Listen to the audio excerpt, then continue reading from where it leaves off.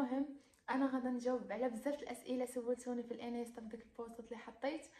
وهذا اول فيديو ليا، فيديو تعريفي نعرفكم على راسي وصافي.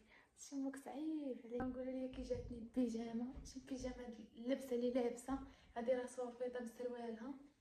شو سميتك؟ انا سميتي شيماء.